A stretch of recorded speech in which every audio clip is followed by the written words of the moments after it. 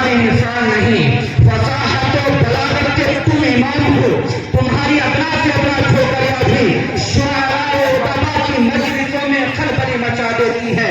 تم نظم نثر کے استاد ہو, ماہر فن ہو, اس جیسا قرآن پیش کر دو.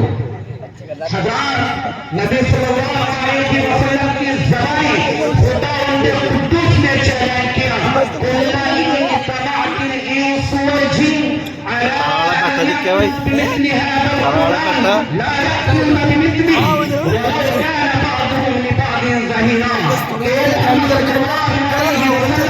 آپ کہیے کہ تم یہ کہتے ہو کہ یہ انسان کا کلام ہے. اگر تمام انسان اور جنات اور تمام مخلوق بھی اکٹھا ہو کر پیش کرنا چاہے تو نہیں پیش کر سکتی. چاہے ایک دوسرے کے حامی و مددگار کیوں نہ بن جائے.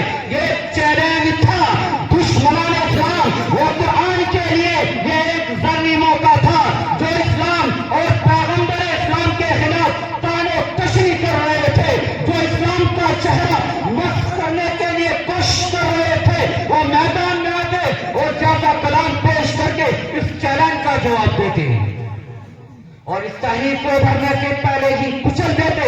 لیکن اس چیلنج پر سنگایا ان دشمنان اسلام کے چہرے پر ہوائیں اڑنے لگی.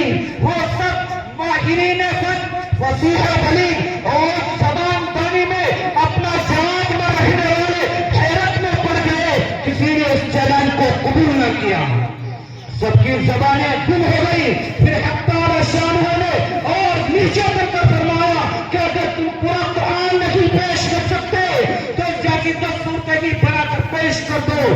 اگر تنہا نہیں لا سکتے تو اپنی عالمی کانفرنس کر لو, اکیڈمی بنا لو اور تمام حمایتوں کو بلا کر اس کا جواب پیش کر دو.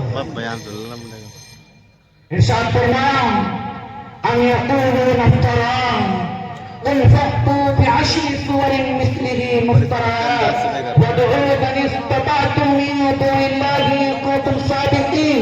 کہ اگر تمہیں اس کلام میں ذرا برابر بھی شبہ ہے اور تم یہ خیال کرتے ہو کہ محمد صلی اللہ علیہ وسلم اسے بنا کر لائے ہیں تو تم اس جیسی ایک کی صورت بنا دو.